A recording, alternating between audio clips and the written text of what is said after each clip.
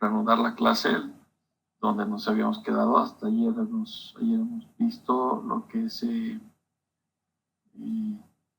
hasta lo que es el Ethernet Trunk y Stack y lo que es el cluster, ¿no? Con eso hemos terminado el punto 3 de nuestra clase. Ahora vamos a comenzar el punto 4, que son unos tópicos un poco más cortos, donde vamos a ver lo que es los ACLs, los principios y configuración de AAA y lo que es la traducción de direcciones de red, lo que es el NAT. Entonces, vamos a comenzar con el primero, que es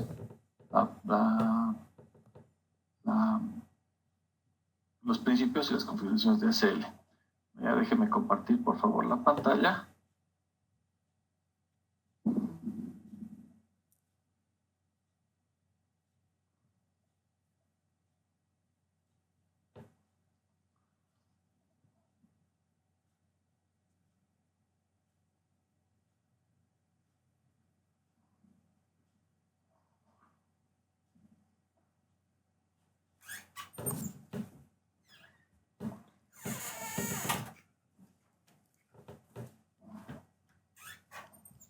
Ok, voy a poner las pantallitas aquí y déjenme grabar también.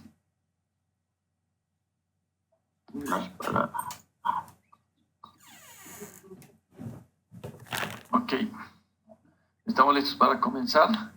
Entonces, nuevamente, bienvenidos a todos y cualquier duda o consulta pueden escribirme, yo lo voy a estar leyendo, o también pueden, si quieren, bloquear su micrófono, no hay problema. Principios y configuración de ACLs, ¿no?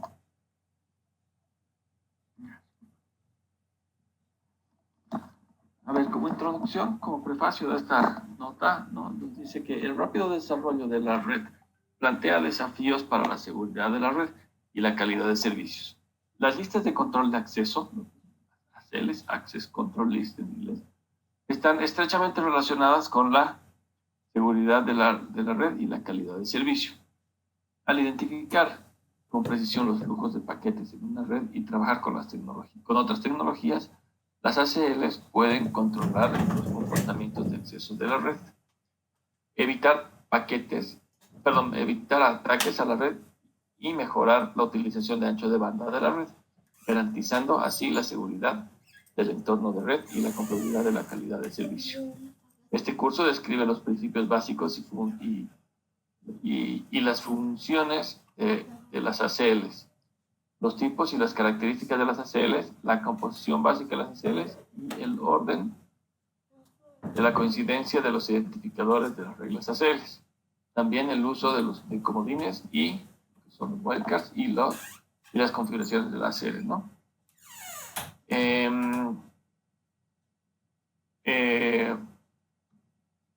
Los objetivos de la red, los objetivos de esta clase va a ser que al finalizar podremos describir los principios básicos y las funciones de las ACLs, comprender los tipos y características, describir la composición básica de las ACLs y el orden de coincidencia del identificador de la regla ACL, comprender cómo utilizar los comodines de las ACLs y las configuraciones básicas, ¿no?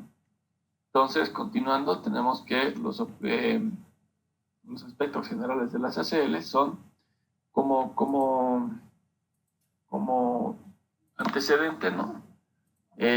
Básicamente se requiere una herramienta para filtrar el tráfico, ¿no? Que muchas veces necesitamos, ¿no?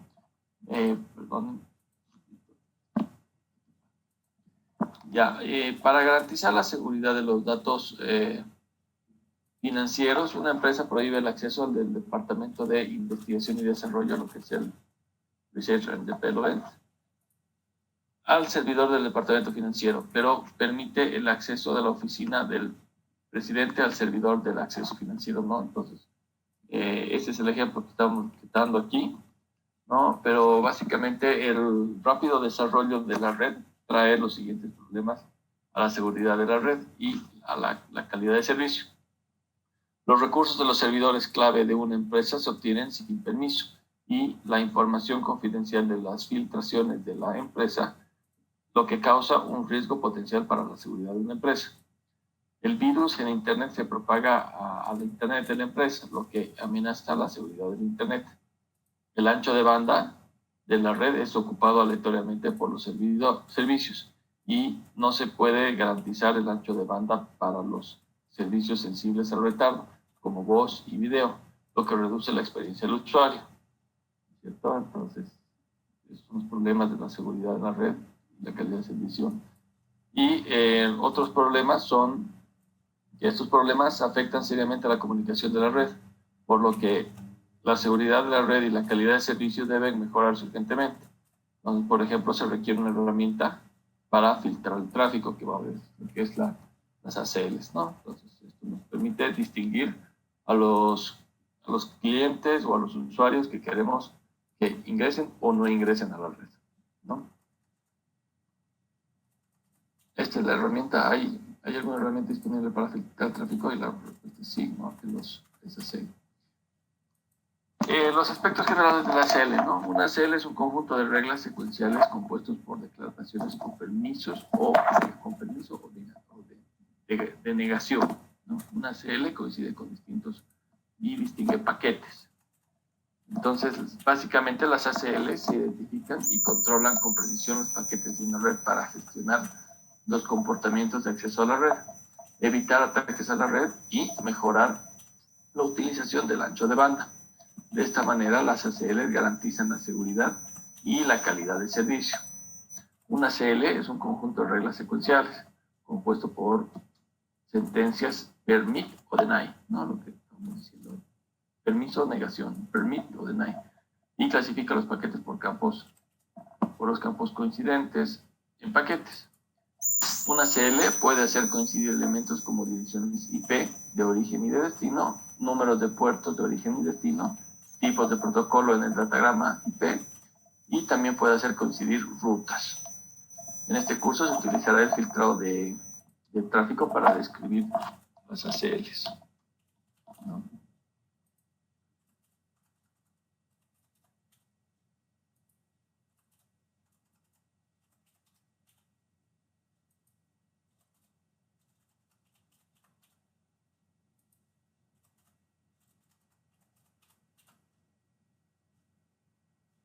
Entonces, ¿cuál es la aplicación de las ACLs, ¿no? Una política, ¿no? Y invocando la calidad de servicios de QoS, ¿no? Las ACLs se acoplan o pueden ser llamadas por distintas, por otras funciones, ¿no?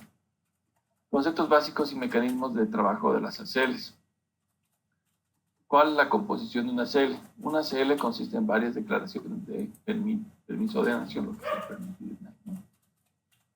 Cada declaración es una regla de ACL y permitir o denegar en cada declaración es la acción correspondiente a la regla, ¿no?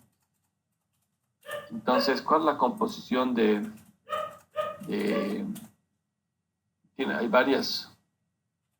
hay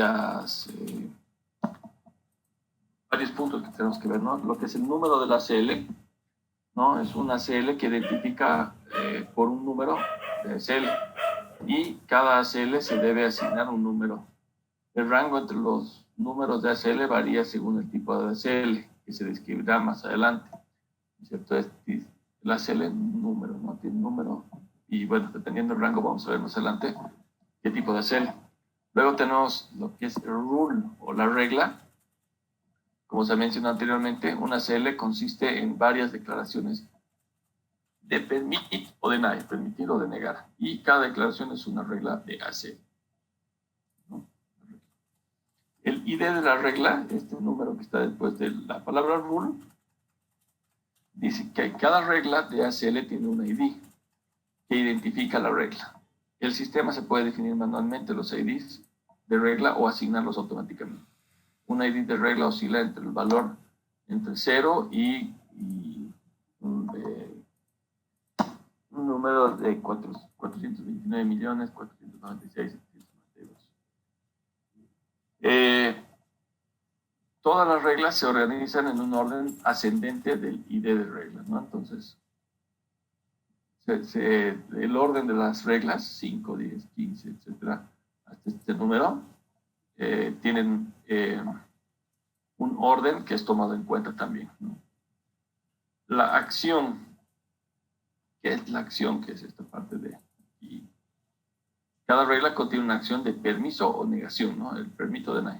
Las ACL se utilizan normalmente junto con otras tecnologías y los significados de acción de las acciones de permiso o negación pueden variar según sus escenarios. Por ejemplo, si se utiliza una ACL junto con la tecnología de filtrado de tráfico, es decir, se invoca el ACL en el filtrado de tráfico, la acción de permiso permite que pase el tráfico y la acción de rechazo rechaza el tráfico, ¿no? Esta es la acción de la regla de acceso, no de las listas de acceso. Luego tenemos la coincidencia, ¿no? La opción de coincidencia. Las ACLs admiten varias opciones de coincidencia. En este ejemplo, la opción de coincidencia es una dirección IP de origen, ¿cierto? Porque dice source.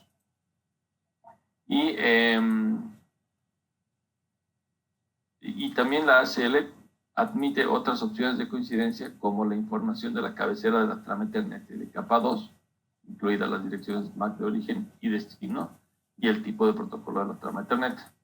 También admite la información de paquetes de capa 3, incluyendo la dirección IP de destino y el tipo de protocolo. Y también la información de paquete en capa 4, ¿no? Incluyendo el número de puerto en la cabecera del UDP, perdón. Entonces, ¿qué significa cada regla, no? Entonces, básicamente,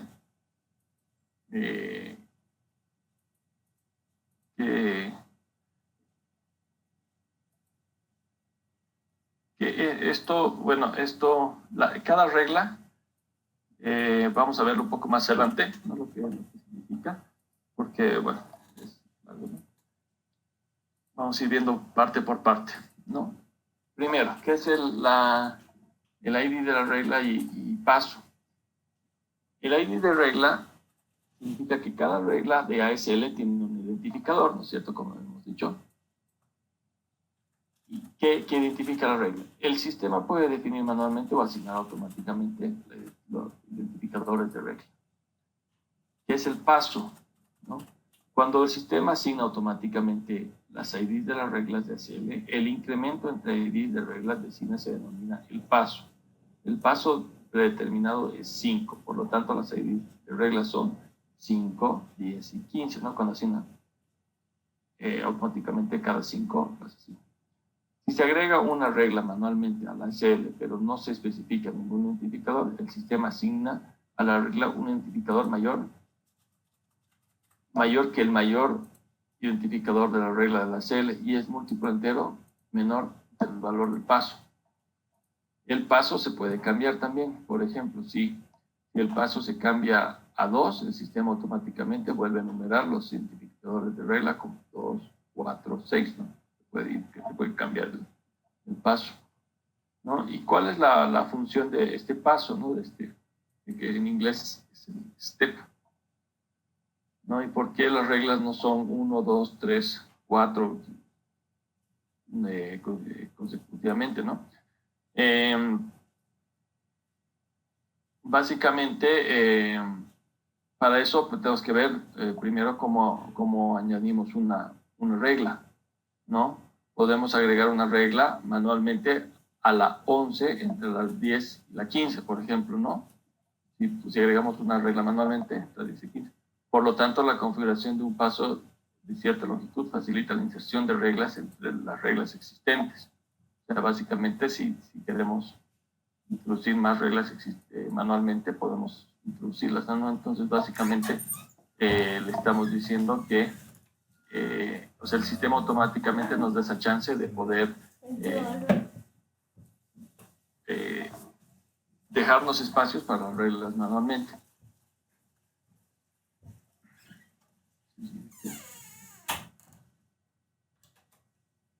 Aquí, como les decía, este es el caso que les decía, ¿no es cierto? Que si queremos arreglar manualmente, tenemos un espacio aquí entre las 10 y las 15, ¿no? ¿Qué es el wildcard? Como habíamos visto, ¿no es cierto? Cuando hemos visto procesos de OCPF, como la inserción de OCPF, también hemos visto este wildcard, como ¿se acuerdan?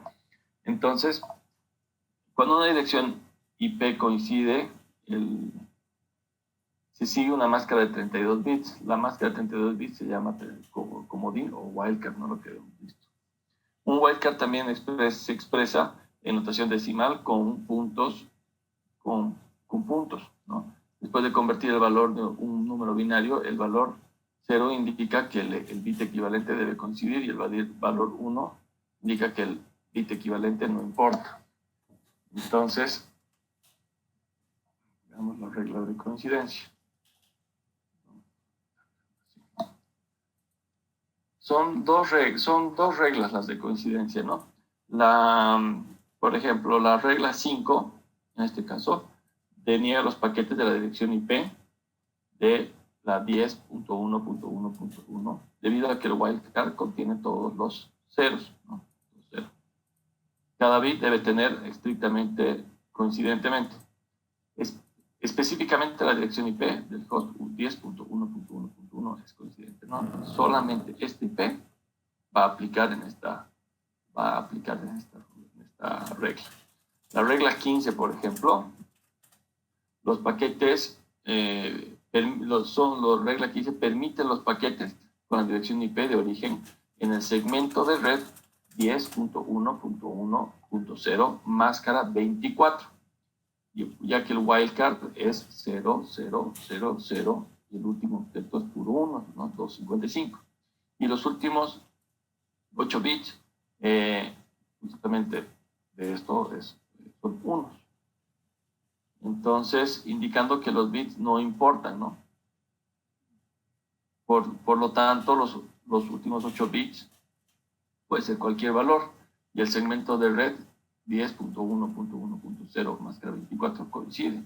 Entonces, aquí estamos permitiendo que permita, en este caso, ¿no? Estamos diciendo que la regla permite el paso, digamos, un ejemplo de ¿cómo se dice? De filtrado de paquetes de usuarios, ¿no? Que las IPs en este segmento, que vendrían a ser 254 IPs, puedan pasar, ¿no? Entonces, todo ese segmento pasa. ¿Cómo se configura el wildcard para que coincidan con las direcciones IP impares en un segmento de red 192.168.1.0 máscara 24? Por ejemplo, como ser 192.168.1.1.3.1.5, ¿no? Las direcciones impares. Entonces, primero veamos las direcciones IP impares como 192.168.1.1.5 y 1.11. Después de convertir los últimos bits en números binarios, las direcciones correspondientes son 192.168.1.0000001, ¿no? Para la 3, 000011. Para las 5 ceros, para la 5, 00000101, ¿no? Entonces estamos viendo que la coincidencia es que el último bit del último octeto es 1 en cada caso, ¿no es cierto? Los 7 bits más significativos de los últimos 8 bits pueden ser cualquier valor y el bit menos significativo se fija en el 1. Por lo tanto, la respuesta es que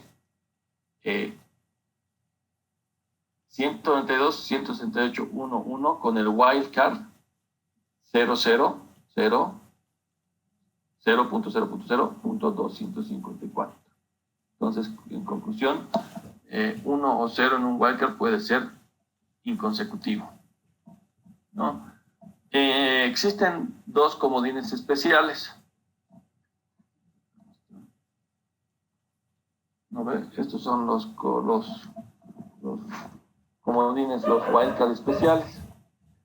Que si se utiliza un wildcard que contenga todos los ceros para que coincida con una dirección IP, la dirección es exactamente la misma, ¿no?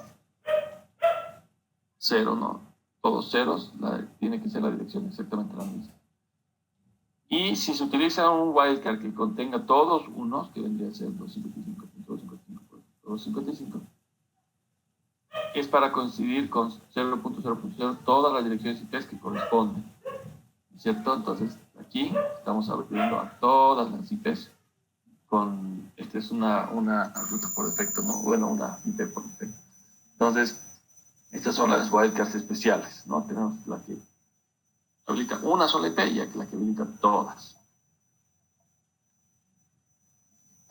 Muy bien, entonces aquí hay una parte importante que es la clasificación de identificación de las ACLs. Según los métodos de definición de las reglas ACLs, las ACLs se pueden clasificar en los siguientes tipos. ACL avanzada, perdón, ACL básica, que es la primera, ACL avanzada, ACL de capa 2, la ACL definida por el usuario y el ACL de usuario. Entonces, vemos, y también se pueden clasificar, ¿no?, las ACLs basadas por métodos de identificación de ACL, las ACLs numeradas o las ACLs con nombre, también, ¿no? Entonces, como pueden ver, aquí para configurar una ACL básica va desde la 2000 a la 2999. Entonces, ¿qué define la ACL básica? Define reglas basadas en direcciones IP de origen, información de fragmentos y rangos de tiempo respectivos. Entonces, esta es la ACL más básica, que solamente se baja en las direcciones IP de origen. La ACL básica va desde el rango 3000 hasta el 3999 y define reglas basadas en direcciones IP de origen y de destino. También tipos de protocolo IPv4, tipos de IPv4, números de puertos de destino de origen TCP, los puertos en capa 4, los números de destino de origen TCP, de origen destino no, números de puertos de destino origen UDP también, y los rangos de tiempo efectivos. Entonces, esta es para ACLs más avanzadas. Posteriormente, del rango 4000 al 4999, se definen las reglas basadas en información en encabezados de tramas Ethernet de paquetes, como las direcciones MAC de origen y destino, y tipos de protocolo capa 2, ¿no? Entonces, esto se la llama ACL de capa 2. Y luego tenemos las ACLs definidas por el usuario, que es está entre el rango 5000 a 5999, que define reglas basadas en encabezados de paquetes, desplazamientos, máscaras de cadenas y con caracteres y cadenas de caracteres definidas por el usuario. Y también las ACL de usuario, que van entre el rango de 6000 a 6999, que define las reglas basadas en direcciones IPv4 de origen o grupos de listas de usuario UCLs, ¿no? Los Users Control List. Direcciones IPv4 de destino o grupos UCL de destino. Tipos de protocolo IPv4, tipos de ICMP, de los paquetes ICMP, ¿no? Los de PIN. Números de puertos de destino de origen TCP, números de puertos de origen destino TCP, números de puertos de destino de origen de UDP. Entonces, son más avanzadas estas reglas. Normalmente se utilizan una de estas tres, la básica, la avanzada o la de capa 2. Las siguientes definidas por usuario pueden ser variables, ¿no? Y como nota, ¿no?, se puede especificar un número para una ACL. Una lista de control de acceso de diferentes tipos tiene rangos de números diferentes, ¿no? También se puede especificar un nombre para una ACL para ayudarle a recordar el propósito, ¿no? Estas son las ACLs con nombre.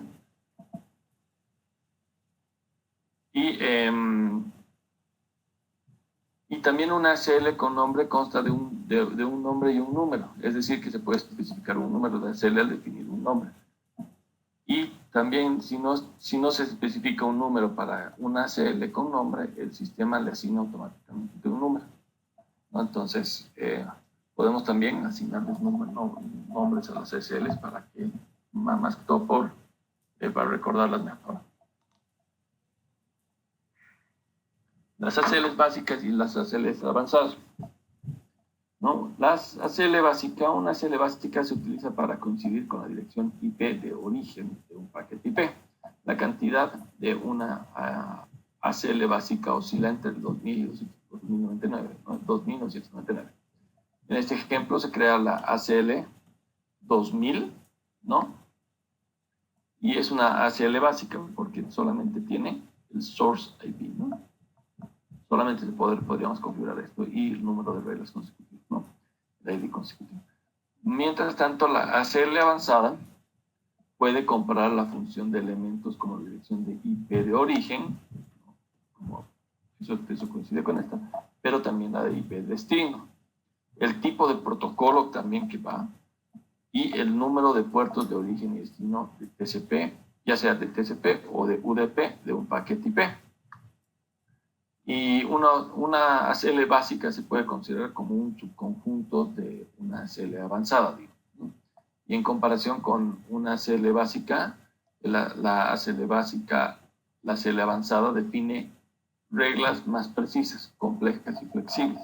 Entonces, queremos mayor precisión en nuestra declaratoria de qué es lo que queremos filtrar, por ejemplo, podemos utilizar una ACL avanzada, ¿no? Donde ya nos permite IP de origen, IP de destino. También nos indica el protocolo, ¿no es cierto? Y también los puertos también, ¿no? Como pueden ver en estos ejemplos de la ACL. Y si se fijan es 3000, ¿no? A partir del 3000 al 3999, ACL avanzada. Luego el mecanismo de coincidencia, ¿no?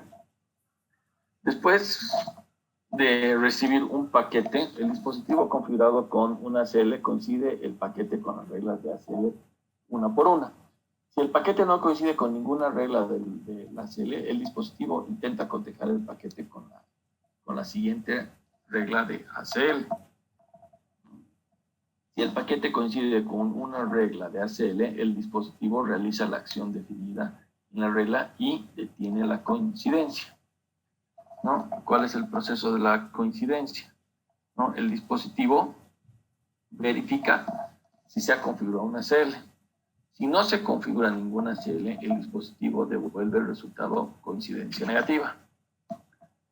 Si se configura una ACL, el dispositivo verifica si la ACL contiene reglas. Si la ACL no contiene reglas, el dispositivo devuelve el resultado como coincidencia negativa, ¿no? Si la ACL contiene reglas, el dispositivo compara el paquete con las reglas en orden ascendente del identificador de regla. Si el paquete coincide con una regla de permiso, el dispositivo deja de coincidir y devuelve el resultado coincidencia positiva permit.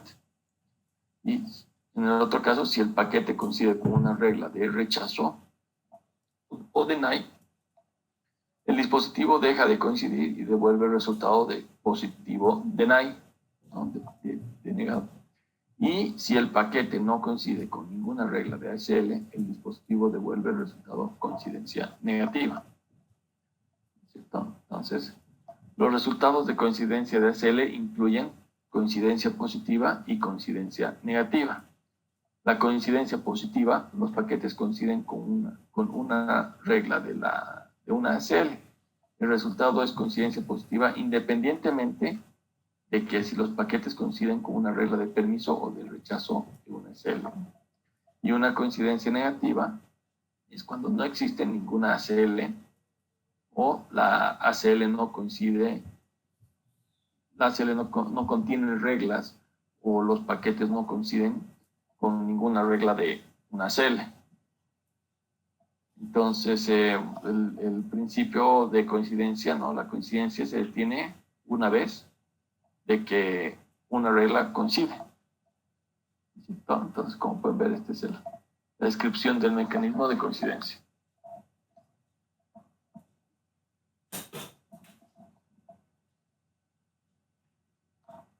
Ok, el resultado y el orden de la coincidencia, ¿no? Entonces, decimos que una ACL puede consistir en varias declaraciones de negación o permiso. Cada instrucción describe una regla. Las reglas pueden suponerse o entrar en conflicto. Por lo tanto, el orden de coincidencia de ASL es muy importante. Los dispositivos de Huawei soportan dos pedidos coincidentes. Orden automático, que es el auto, y el orden de configuración, que es el conf. El orden de coincidencia predeterminado está en config. Pero, ¿qué es el auto? Cuando es automático, el sistema organiza las reglas de acuerdo a la precisión de las reglas. El principio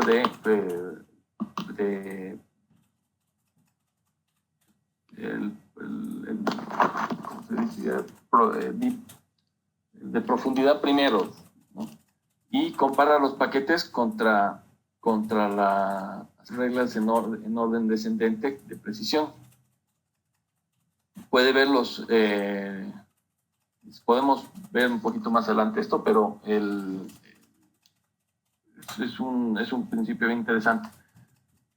Lo que es en automático, lo que es en config, el sistema busca paquetes contra las reglas de ASL en orden ascendente y de identificador de regla. Es decir, la regla con el identificador más pequeño se procesa primero.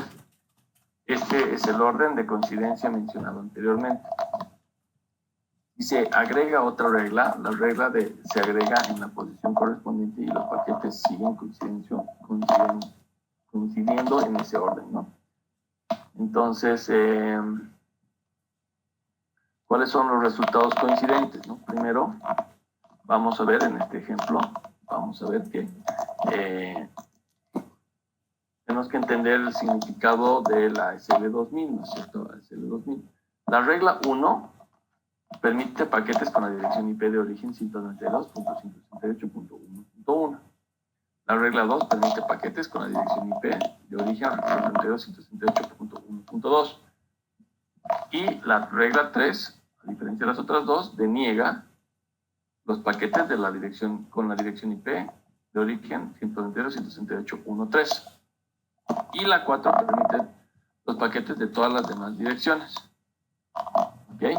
Entonces, cuando los paquetes con la dirección IP de origen 192.168.1.3 atraviesan el dispositivo configurado con ACL, ¿qué es lo que pasa? El dispositivo compara los paquetes con la regla 1.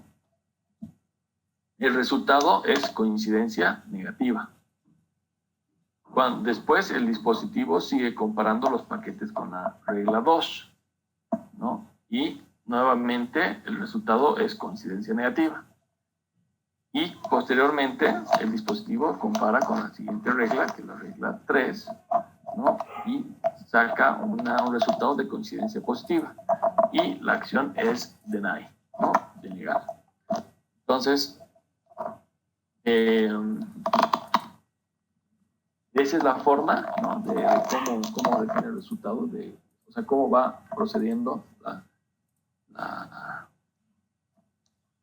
la regla, ¿no? Si ponemos esta regla 3 posteriormente a la 4, por ejemplo, entonces primero ¿cómo se dice? Va a revisar, va a comparar con la regla con 0.0.0.0 y la va a dejar pasar, porque es permitido, ¿no? Es por eso la importancia del orden, ¿no? Como nota, ¿no? Las ACL se utilizan normalmente junto con otras tecnologías y los significados de las acciones de permiso y de negación pueden variar según los escenarios. Por ejemplo, si se utiliza una ACL junto con la tecnología de filtro de tráfico, es decir, se invoca el ACL en el filtro de tráfico, la acción de permiso permite el paso de tráfico y la acción de negación rechaza tráfico, ¿no? Listo. Posición de coincidencia de ACL, ¿no? Entonces, pues para configurar hay que configurar una ACL en la interfaz y para permitir que la ACL surte efecto en el paquete de datos en muestra. Se aplica la ACL en la dirección entrante, inbound, ¿no? Esto es bien importante porque la ACL se lo aplica también en la interfaz, entonces inbound es cuando cuando el paquete entra al equipo, ¿no? Y para permitir que una ACL surte efecto en un paquete de datos, una figura, se aplica el ACL en dirección de salida output, ¿no? Entonces, podemos configurar una ACL tanto en una interfase de ingreso o la interfase de salida, ¿no? Pero para que surja efecto, le tenemos que dar la dirección, ¿no? Entonces, dependiendo cuál interfase, ya eso se tiene que ver de acuerdo al diseño, ¿no? Importante ese inbound y ese outbound. Muchas veces uno se confunde y pone outbound a la interfase esta y vaya. Direcciones de entrada y de salida, ¿no? Cuando es entrante, el paquete de datos, ¿no?, entra, se aplica la ACL a la dirección de entrada de la interfaz. Si es no, se enruta el paquete de datos. Si es sí, la ACL permite que el paquete de datos. Si es la ACL permite el paquete de datos, si es sí, lo enruta. Si es no, lo descarta, ¿no? Cuando es inbound. Y cuando es outbound, ¿no?, el saliente, el paquete de datos entra y pregunta, ¿hay una entrada de ruta coincidente disponible? Si es no, directamente lo descarta. Si es sí, enruta el paquete de datos a la interfaz de salida. Pero antes pregunta si se aplica la ACL de dirección de salida de la interfaz de salida. Si es sí, la ACL permite el paquete de datos, y si es no, lo descarta, y si es sí, lo enruta, ¿no? Y lo mismo aquí. Pues básicamente esa es la lógica que utiliza la ACL para lo que es la entrada inbound y lo que es la salida, ¿no?, el outbound. Entonces, con las configuraciones básicas y las aplicaciones de ACL, ¿no? Para crear una ACL básica, tenemos el comando, bueno, en realidad, cualquier ACL, ¿no? Si ponemos ACL y el número entre 2000 y 2999, se va a crear una ACL básica. Podemos crear también con un ACL con nombre, y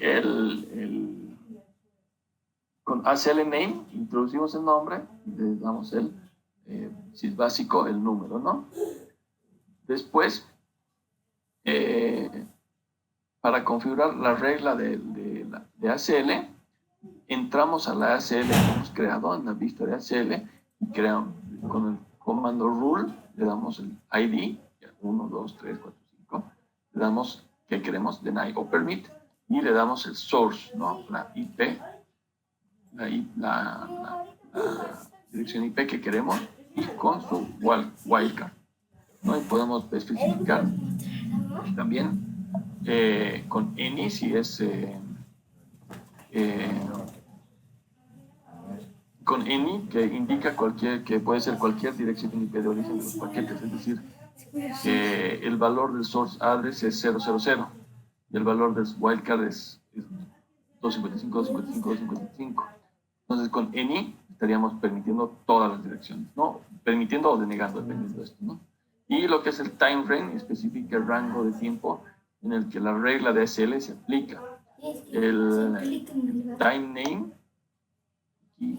¿no?, especifica el nombre del rango de tiempo.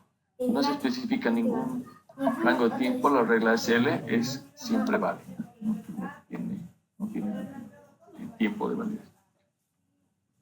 ¿Cómo has hecho eso? No, entonces aquí hay un ejemplo para la utilización de una ACL básica para filtrar el tráfico de unas redes. Entonces, el primer paso, hay que configurar las direcciones y las rutas IP en el router, como se muestra aquí en la figura, ¿no? Luego tenemos que crear la ACL 2000 y configurar, ¿no?, las reglas de la ACL para denegar paquetes del segmento 192.168.1.0 máscara 24, que es este, ¿no? Después se configura el filtrado del tráfico. ¿Cómo? Se entra a la interfaz por donde ingresa, ¿cierto? Y le decimos traffic filter inbound, invocamos la ACL 2000. Entonces, con esto ya podemos filtrar lo que es este rango, el rango del 192.168.1.0 hasta 24. Entonces, básicamente son 4 comandos, en la parte global y también en la interfase se especifica también con la dirección, ¿no? Posteriormente, también para la configuración de una ACL avanzada, se utiliza el mismo comando ACL y se especifica un número entre las 3000 y la 3999. El matching order config indica el orden de coincidencia de las reglas de ACL, ¿no? El config indica el orden de la configuración, ¿no? Y después se utiliza el ACL name, también se podría utilizar una ACL con nombre, ¿no? Con el comando ACL name, como hemos visto la anterior vez, igual. Le damos el nombre de la ACL y este advance indica que es una ACL avanzada, ¿no? Y le damos el número. Y también el matching order, ¿no? Que ya hemos visto. Otro comando para las reglas, para las ACLs avanzadas, ¿no? Es cuando al momento de crear ya las reglas, cuando el tipo de protocolo, por ejemplo, es IP, el formato del comando es rule, el rule ID, el número, le decimos deny o permit, la acción, IP, destination, el destination IP, ¿no? 192.168.1.1, y el wildcard, ¿no? 0.0.0.0, o también podemos decir any, ¿no? Para que el destino IP se puede, lo tome como cualquiera, ¿no? También especificamos el source address, el source IP address, ¿no? De igual manera, o podemos poner también any. Luego el time range, que hemos visto que es el tiempo que espera esto si no se especifica es continua, ¿no es cierto? Y los paquetes de SCP, ¿no? Que especifica el punto del código de servicios, ¿no? Los paquetes de SCP, que significa Differentiated Service Code Points, perdón. Y esto es un parámetro de QoS, ¿no? Que normalmente este valor es entre 0 y 63. Luego también el TOS, que significa, es otro parámetro de QoS, ¿no? Especifica la tarea pendiente de los paquetes que coinciden con la regla SL, y el valor oscila entre 0 y 15. Y el precedence especifica la precedencia de los paquetes que coinciden con la regla SL, entonces el valor oscila entre 0 y 7. Y esto es cuando es una regla de tipo IP, y cuando es una regla de tipo TCP, ¿no es cierto? Perdón, ¿alguien quiere decir algo? Es un vaso de agua. ¿Pero por qué dices eso? No. Ok. Y cuando el tipo de red es protocolo TCP/IP es parecido, pero de igual forma, rule, el número de ID, deny o permit, y aquí decimos el protocolo, decimos que es TCP. Indica eso, que el protocolo es TCP y se puede configurar con el protocolo como 6 para indicar TCP. Después, el destination, que es la IP, destination port, este es nuevo, no habíamos visto el destination port, especifica el número del puerto de destino de TCP de los paquetes que coinciden con la regla CL. Normalmente el valor es válido solo cuando el tipo de protocolo es TCP. Si no se especifica ningún número de puerto destino, los paquetes con cualquier número de puerto destino de TCP coinciden, ¿no? Entonces, varios. Después, bueno, el source IP, ya hemos visto, el source port, que es lo mismo. Estos EQ, GT y T son parámetros, y este range son parámetros igual de estos puertos TCP. EQ port, por ejemplo, es igual al número de puerto de destino. GT-port significa mayor que el número del puerto de destino. IT-port menor que el número del puerto de destino. Y el rango, range, entre qué puerto, ¿no? Port start y port end, ¿no? Especifica un rango de puertos, entre qué rango se permite, ¿no? O se, dependiendo, se aplica para la coincidencia. Y por último tenemos el TCP flag. TCP flag indica el indicador SYN, que hemos visto en el encabezado del paquete TCP flag. Es el de sincronismo. Entonces, en la vista de ACL avanzada se puede ejecutar estos comandos, ¿no? Como pueden ver. Es más complejo, pero más uno especifica con mayor detalle, ¿no? Entonces aquí hay un caso para la utilización de una ACL avanzada, ¿no? ¿Cuál es el requisito? Que los departamentos de una empresa están conectados a través de un router. Para facilitar la gestión de la red, el administrador asigna direcciones IP de los diferentes segmentos de red a los departamentos de R&D y marketing. La empresa requiere que el router impida la comunicación de los hosts de los usuarios de diferentes segmentos de red para garantizar la seguridad de información. Entonces, primero configuramos las rutas IPs en el router, ¿no? Como está en la figura. El rango 10.1.1.0, digamos, todo este rango, y el rango 10.1.2.0, que es el de marketing, y el otro es de R&D, de investigación y desarrollo. Creamos la ACL 3001, como pueden ver, es una ACL avanzada. Y hay que configurar las reglas para que la ACL deniegue los paquetes del departamento de investigación y desarrollo. Entonces decimos rule deny IP source 10.1.1.0 y el wildcard 0.0.0255, que es esto especificamos todo el segmento de este rango, y también decimos que el destination IP 10.1.2.0 de igual forma a este 0.0.0255, todo el rango. Entonces estamos diciendo que delimite si los paquetes tienen este source y este destination, ¿no? Luego creamos otra regla, otro ACL, para configurar las reglas para la ACL que deniegue los paquetes del departamento de marketing al departamento de ID, investigación y desarrollo. Y hacemos una configuración al revés, ¿no? Rule deny IP source 10.1.2.0, ¿no?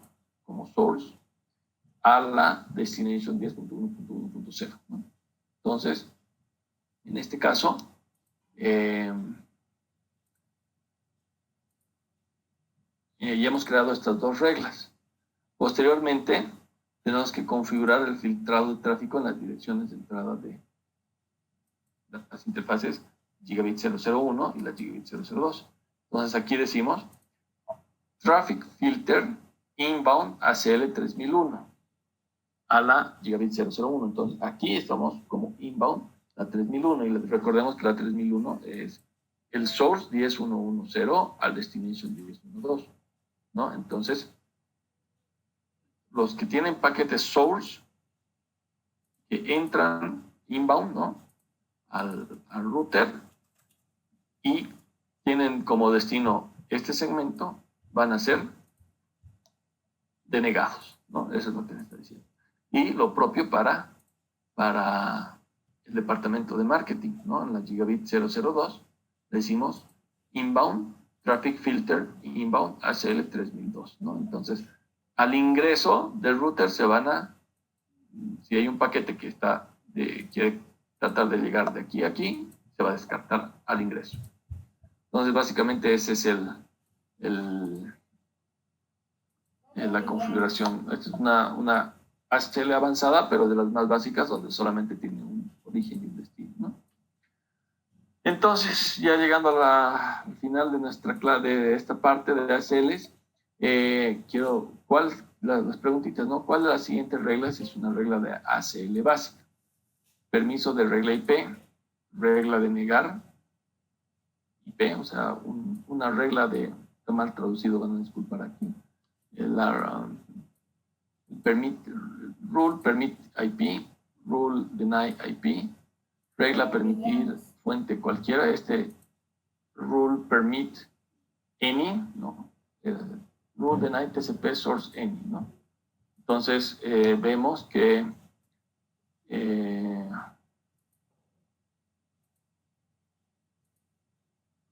esta regla, rule permit source any, en este orden es la correcta. En este orden es la correcta, entonces la regla C es la correcta. Aquí, bueno, estos son comandos, están mal traducidos, disculpen. Pero por el orden, rule permit source any, esa es la correcta, ¿no? ¿Y qué parámetros puede utilizar para definir las reglas avanzadas de ACL? Entonces, las reglas avanzadas, ¿no? Una ACL es una ACL avanzada. ¿Qué parámetros son la dirección IP de origen, la dirección IP de destino, como hemos dicho? También nos permite los números de puerto de origen y destino, los números de puerto en la cabecera, la capa 4, TCP. También nos permite protocolos, si es TCP o es UDP, ¿no es cierto? Y también los flags de TCP, ¿no es cierto? Como hemos visto en el último comando, es más largo, ¿no? Básicamente, eso son todos. Un gusto conocerte. Como resumen, las ACLs es una tecnología de red ampliamente utilizada. Su principio es el siguiente.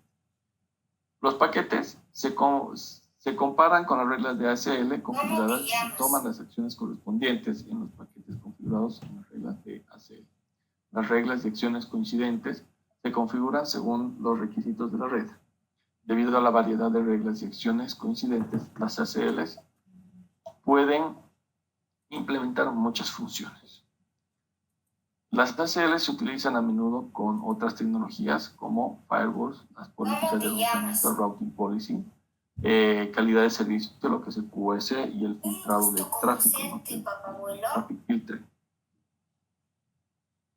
Entonces, todas estas tecnologías son las que invocan a la ACL para poder. ¿Cómo te llamas? ¿No? Entonces, hemos llegado hoy día a la parte final de ACL y vamos a continuar con el siguiente tópico, que es los principios y las configuraciones de AAA, ¿no? Denme chance, voy a compartir mi pantalla.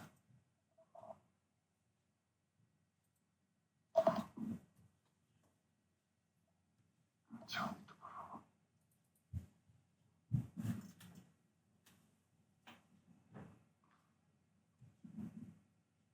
Vamos a esta. Ya, AAA.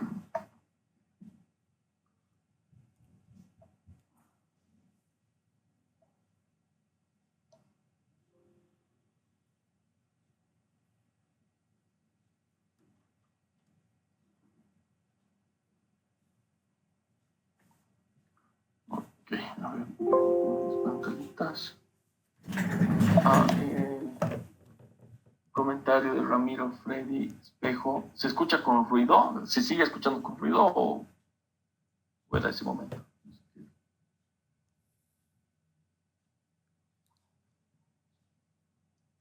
Ya pueden ver en mi pantalla, de verdad, ok. Principios y configuración de lo que es AAA. Como prefacio, como introducción, ya hace rato se escuchaba, ya ahorita estamos bien, ¿no? Todos me escuchan sin ruido, sin problema, ¿verdad? Perfecto, gracias, Amir. La gestión de usuarios es uno de los requisitos de gestión de seguridad más básicos para cualquier red. Autenticación, autorización y contabilidad es un marco de gestión que proporciona un mecanismo de seguridad para autorizar a algunos usuarios a acceder a recursos específicos y registrar las operaciones de los usuarios, ¿no? Y AAA significa eso. Autentificación, autorización y contabilidad. Contabilidad en inglés es accounting, ¿no? Por eso es authentication, authorization and accounting, por eso es el AAA. Y AAA es ampliamente usado debido a su buena escalabilidad y fácil implementación de administración centralizada de información de usuario. En las aplicaciones reales, el protocolo de acceso telefónico de autenticación remota, lo que es el RADIUS, es el más utilizado para implementar el acceso a Internet. Este curso describe los conceptos básicos, la implementación y las configuraciones básicas y los escenarios de aplicación típicos de AAA. Los objetivos, ¿no? Podremos, al finalizar, comprender los fundamentos de AAA, describir los escenarios de aplicación, ¿no? Para el AAA, para comprender los fundamentos de RADIUS y familiarizarse con las configuraciones básicas de AAA. Entonces, generalidades de AAA. La autenticación, autorización y contabilidad, ¿no? Authentication, authorization and accounting, proporciona un mecanismo de gestión para la seguridad de red, ¿no? Entonces nos dice que el paso 1 es la identidad de usuario, ¿no? Identifica a los usuarios por información como la cuenta y la contraseña. Autenticación, identifica y autentica a los usuarios que intentan acceder a los recursos. Autorización, determina si se concede la autorización de acceso. Y la contabilidad, lo que es el accounting, verificaciones y registros de acceso a la información. ¿No es cierto? Entonces, básicamente,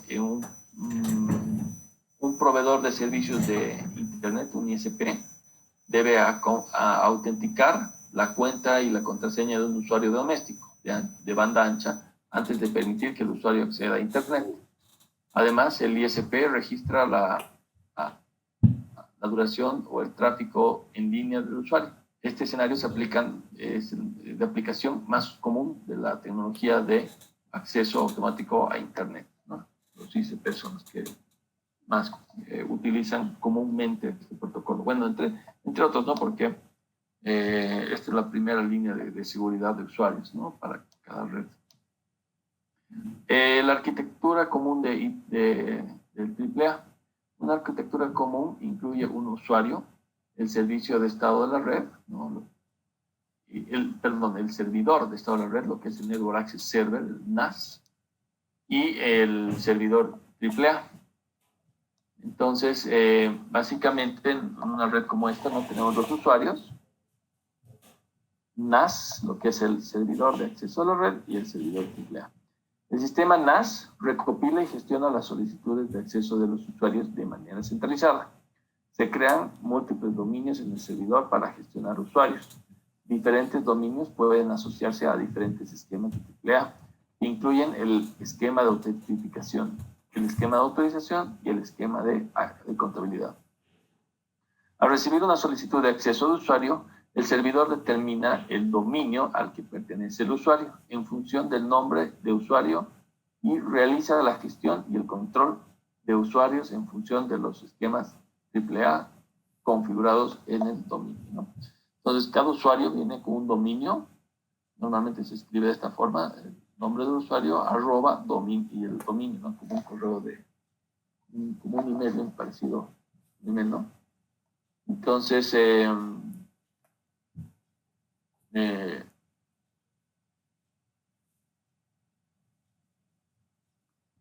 por ejemplo, a ver si... esta es la nomenclatura común para esto del dominio, ¿no es cierto? Utilizar una @ al menos. Luego, la autenticación, o lo que es el authentication en inglés. El AAA soporta los siguientes modos de autenticación, lo que es el no autenticación y la autenticación local y la autenticación remota. ¿Ya? Entonces, la no autenticación es que los usuarios son totalmente de confianza y sus identidades no se comprueban. Este modo de autenticación rara vez se utiliza con fines de seguridad. Básicamente, no autentica nada, entonces todos pueden ingresar. La autenticación local es la información del usuario local, incluidos los nombres de usuario, las contraseñas y los atributos. Se configura en el servidor En este caso, el servidor funciona como servidor AAA. La autenticación local incluye el procesamiento rápido y bajos costos operativos. La desventaja es que la cantidad de información almacenada es limitada por el hardware del dispositivo. Este modo de autentificación se utiliza a menudo para gestionar usuarios de inicio de sesión como Telnet y FTP. Entonces vemos que los equipos, ¿no? Tanto los equipos, los routers como los switches, etcétera, de Huawei tienen un módulo de AAA donde permite la autenticación local también. Para el ingreso a los equipos, ¿no? Directamente conectados a ellos o por remotamente con Telnet, ¿no? Posteriormente está la autenticación remota. La información del usuario, lo que incluye lo que es el nombre del usuario, la contraseña y sus atributos, se configura en un servidor de autentificación. La autenticación remota se puede implementar a través de un Radius o lo que es el TACAX, ¿no? El Huawei TACAX. Y el servidor funciona como un cliente para comunicarse con el Radius o el Huawei TACAX. Entonces, también se puede hacer una autentificación remota utilizando un tercero que se encargue de lo que es los nombres, contraseñas y atributos de esta red, ¿no? Entonces, podemos decir que, como pueden ver aquí, los usuarios del dominio 1 no tienen autenticación, pueden ingresar a la red sin problema, tal vez son administradores. Los usuarios del dominio 2 pueden ingresar hasta el equipo, ¿no? Y los usuarios del dominio 3 que quieren ingresar a más, o sea, para poder ingresar tienen que consultar a lo que es al servidor AAA, ¿no? Autentificación remota. ¿Qué es la autorización? ¿No? La función de autorización del AAA otorga a los usuarios el permiso para acceder a las redes o dispositivos específicos.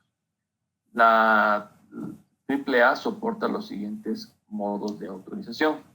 Lo que es la no autorización, donde nos dice que los usuarios autenticados tienen derecho al acceso irrestricto de una red. La autorización local, que los usuarios autorizados según la configuración del dominio del servidor. Y la autorización remota, el servidor Radius o el Huawei TACAX autoriza a los usuarios. Cuando se utiliza la autorización con Huawei TACAX, todos los usuarios pueden ser autorizados por este mismo servidor. Cuando es la autorización Radius, solo se aplica a los usuarios autenticados por el servidor Radius. Radius integra autenticación y autorización, por lo que la autorización Radius no se puede realizar por sí sola. Entonces, Radius siempre va de la mano con la autenticación. Y cuando se utiliza la autorización remota, los usuarios pueden obtener información de autorización tanto del servidor de autorización como del servidor de autorización. La prioridad de la información de autorización configurada en el servidor de autorización es menor que la proporcionada por el servidor de la autorización. Entonces, un dato necesario para lo que es la autorización remota. ¿Qué es la contabilidad? El accounting.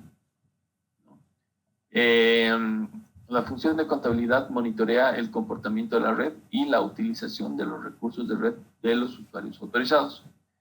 El AAA soporta los siguientes modos de contabilidad, accounting, que es la no contabilidad, donde los usuarios pueden acceder a Internet de forma gratuita y no se genera ningún registro de esa actividad, ¿no? Y la contabilidad remota, donde la contabilidad remota se realiza a través de un servidor Radius o un servidor Huawei TACAX, ¿no? Entonces, esos dos tipos de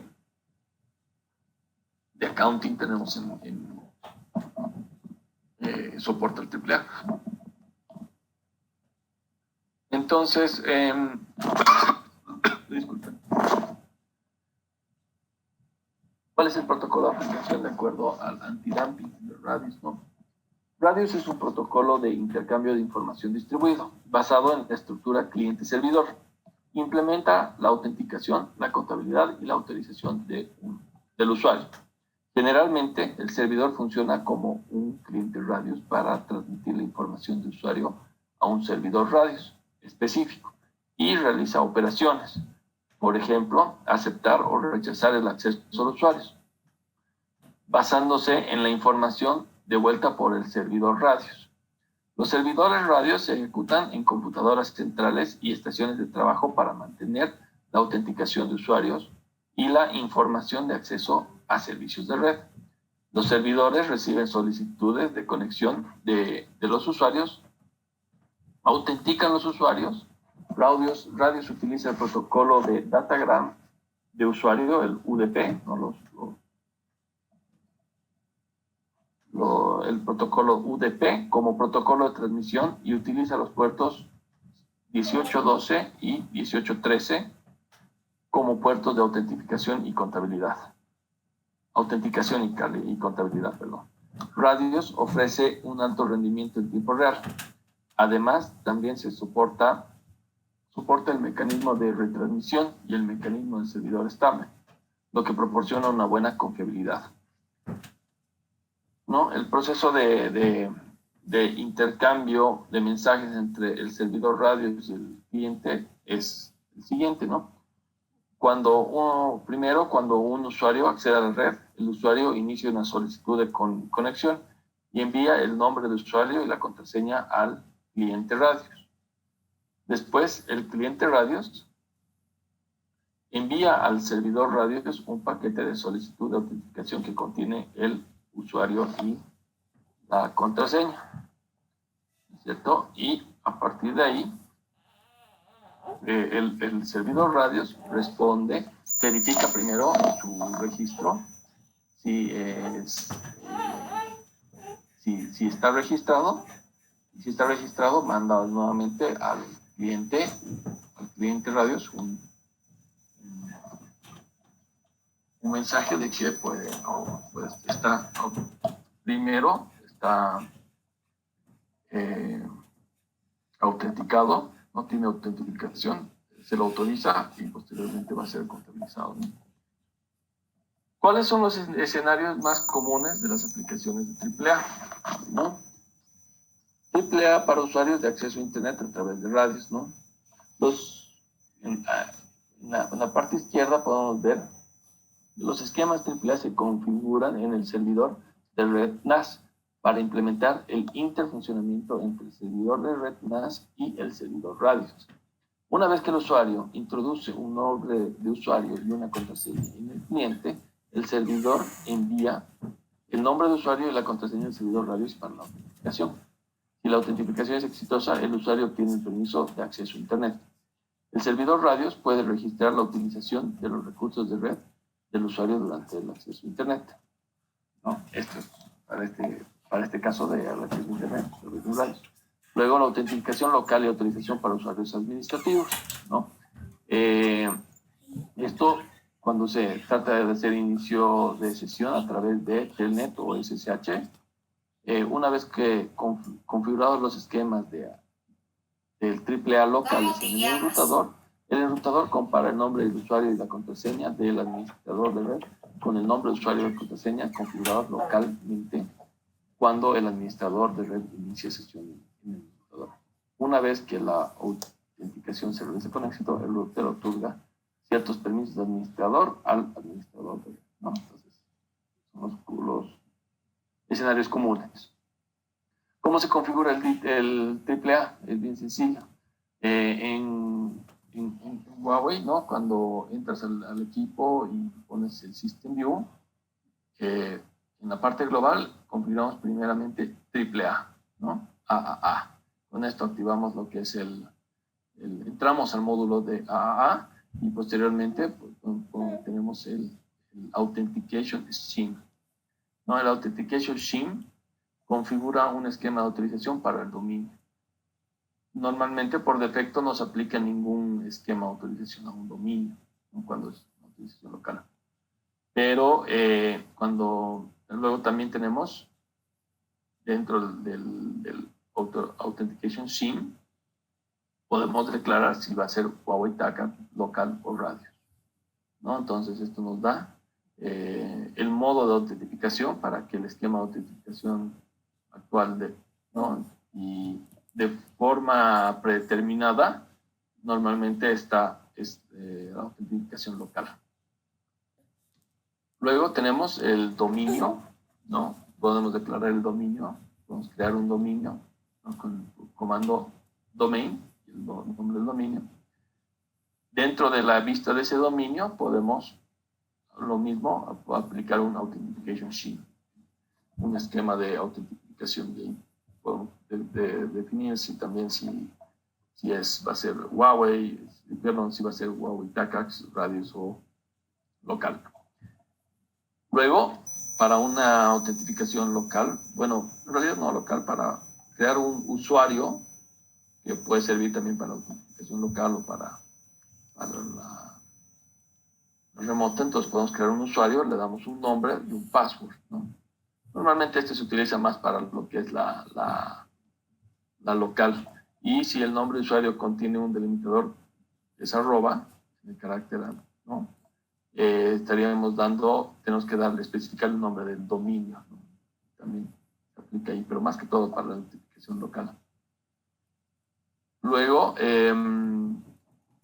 también podemos decir que este usuario que hemos creado, ¿no? Que a qué servicios pueden entrar. Terminal, Telnet, FTP, SSH, SNMP, HTTP, PPP o NON. No, podemos poner todos. Y este usuario va a tener todas estas facilidades, ¿no? Va a poder entrar por Telnet, por Terminal, etc. Terminal es como consola, ¿no? Entonces, también el puerto de consola se puede poner que sea administrado, el acceso sea administrado por el AAA local, ¿no? Luego también se puede aplicar al local user que hemos creado un privilegio. Y aquí lo que habíamos visto, los privilegios de usuario del 1 al 15, ¿no? Nivel 1 tiene un nivel de monitoreo, nivel 2 tiene pocos comandos de displays, ¿no? Para ver algunas configuraciones, no puede hacer cambios, y del nivel 3 al 15 ya son privilegios de administrador, ¿no? El 3 ya tiene todos los privilegios y del 4 al 15 podemos inclusive poner privilegios personalizados, perfiles personalizados. Ejemplos de configuración de AAA. Tenemos que una vez configurados la contraseña de usuario a nivel de usuario, el host A puede utilizar el nombre de usuario y la contraseña configurados para iniciar sesión de forma remota, ¿no? Entonces, un usuario que pretende ingresar al enrutador, conectado a través de la interfaz Gigasen 00, se pone AAA, creamos el usuario, local user, en este caso es Huawei, el nombre de usuario Huawei, y la contraseña Huawei 123. El local user, le decimos Huawei, el mismo usuario, le declaramos el tipo de servicio que queremos, ¿no? Que entre a través de Telnet. Luego queremos decirle qué privilegios le damos, local user Huawei, privilege level 0, ¿no? Para privilegios de monitoreo. Y también decimos que para habilitar lo que es el Telnet, ¿no? Porque estamos aquí queriendo el Telnet, le decimos al user interface BTI 04 que la authentication mode sea AAA. Entonces, una vez con esta configuración, el host A abre su programita, el PuTTY, por ejemplo, ¿no? O el Secure CRT, y pone Telnet a la 10.1.1.1, Enter, y va a ingresar y le va a pedir, ¿no? Usuario, le pone Huawei, contraseña Huawei 123, ¿no? Y recién ingresa. Pero su nivel de privilegio es de monitoreo. ¿Cómo verificamos la configuración? Tenemos en un AAA, en cada dominio está asociado un esquema de autentificación, un esquema de autorización y un esquema de contabilidad. En este ejemplo se utiliza el dominio predeterminado, ¿no? Cuando damos el comando display domain, ¿no? Y le damos el nombre del dominio, muestra la configuración de un dominio. Entonces, si el valor de este domain state es activo, el dominio está activo, ¿no? Y si el nombre del usuario no termina con arroba, el usuario pertenece al dominio predeterminado, que es el default admin, ¿no? Los dispositivos de Huawei soportan los siguientes dominios predeterminados. Tenemos el dominio predeterminado, que es el default domain, y tenemos, que es normalmente para usuarios comunes, cuando ingresa por ejemplo, Huawei, que no tiene una arroba, ingresa directamente al default domain, y el dominio de administrador determinado es el default admin, que normalmente es para los, que es este caso, no, este dominio default admin es el para administradores. Luego, una vez que el usuario inicia sesión y cierra sesión, de forma adecuada se puede visualizar sus registros, ¿no? Como con el comando display AAA offline record all, nos muestra que el usuario Huawei ha entrado al dominio default admin con la MAC address, tanto nos registra la MAC address de la PC, ha utilizado el protocolo Telnet con la siguiente IP address, con un usuario de ID 1, y ha ingresado a tal hora, tal fecha con tal hora, y ha terminado su sesión a tal fecha y tal hora, ¿no?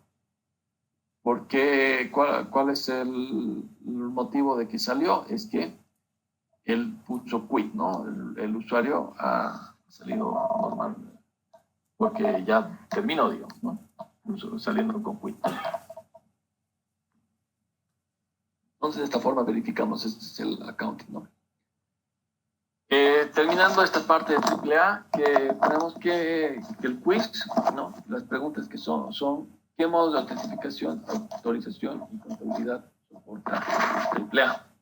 Entonces, recordando, tenemos que el IEEE soporta en autenticación, la autenticación local y la autenticación remota, ¿no? Para lo que es la autorización, soporta lo que es la no autorización local y la autorización remota también. Y lo que es la contabilidad es la no contabilidad y la contabilidad remota, ¿no? La segunda pregunta es, cuando se configura un nuevo usuario común con autentificación local, pero no está asociado a un dominio definido por el usuario, ¿a qué dominio pertenece el usuario? Lo que les decía, ¿no? Que si el dominio al que pertenece un usuario no se especifica cuando se crea el usuario se asocia automáticamente con el dominio predeterminado, que podría ser el default admin o el otro que les dije, de aquí, el default domain, default admin o default domain, ¿no? Cualquiera de los dos, dependiendo del privilegio. En resumen,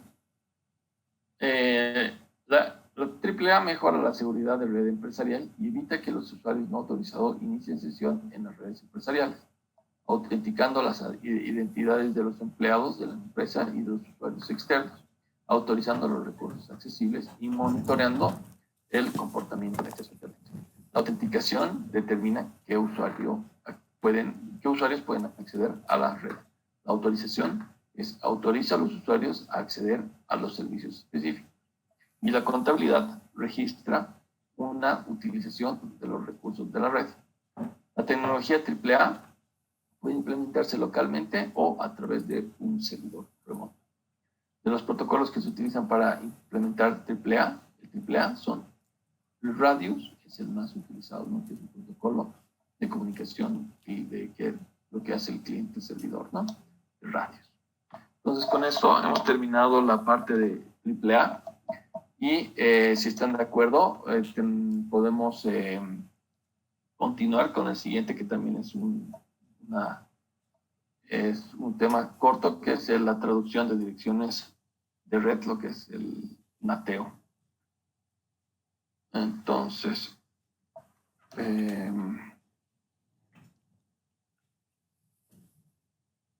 NAT. Déjenme compartir un segundito, por favor. Ok.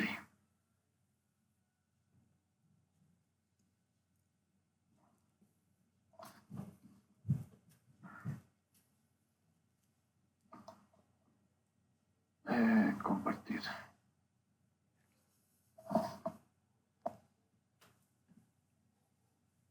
Ok, me parece que ya pueden ver, ¿no? Pantalla. Un segundito. Okay. Traducción de direcciones de red. Como introducción, ¿no? Con el desarrollo de Internet y el aumento de las aplicaciones de red, las direcciones IPv4 públicas limitadas se han convertido en el cuello de botella del desarrollo de redes. Para resolver este problema, se introdujo el Network Address Translation, NAT, ¿no? NAT permite que los hosts de una red interna accedan a una red externa.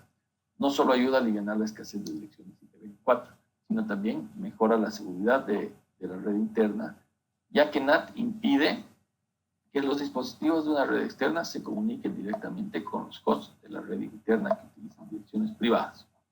Este curso describe la motivación detrás de NAT y las implementaciones de escenarios de aplicación de diferentes tipos. Al finalizar este curso podremos comprender la motivación detrás de NAT, la implementación de NAT maestra y el Master NAT selección de diferentes escenarios. Descripción general de lo que es NAT, ¿no? La motivación detrás de NAT, ¿no? A medida que aumenta el número de usuarios de Internet, las direcciones IPv4 públicas se vuelven más escasas. Lo que es peor, la asignación desigual de las direcciones ha dado lugar a una grave escasez de direcciones IPv4 públicas disponibles en algunas áreas. Para superar esta escasez de direcciones IPv4 públicas, es necesario utilizar tecnologías de transición, ¿no? ¿Qué es una dirección IP privada? Las direcciones IP públicas gestionadas y asignadas por la organización dedicada, ¿se acuerdan? La IANA, y se pueden utilizar para la comunicación directa en Internet, ¿no? Todas las IPs públicas se comunican entre todas en la red de Internet. Direcciones IP privadas, ¿no? Se pueden utilizar por organizaciones o individuos aleatoriamente en redes internas, pero no pueden ser utilizadas para la comunicación directa en Internet. Las siguientes direcciones de clase A, B y C se reservan como direcciones IP privadas. ¿Recuerdan? ¿No? La clase A, que va desde la 10.000 hasta la 10.255.255.255. La clase B, que es desde la 172.16.00 hasta la 172.31.25.255.255. Y la clase C, que es la 192.168 00 hasta la 192.168.255.255, ¿no? Todos estos segmentos de las clases A, B y C son las IPs privadas, ¿no? Que normalmente se utilizan en cafeterías, campus de oficinas empresariales, parque de fábricas, red de campus, redes domésticas. Todos usamos estas IPs, ¿no? Posteriormente,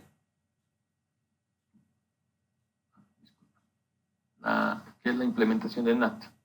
NAT traduce las direcciones IPs en paquetes de datos IPs. Se utiliza ampliamente en las redes en vivo y generalmente se despliega en los dispositivos de egreso de red, tales como routers o firewalls.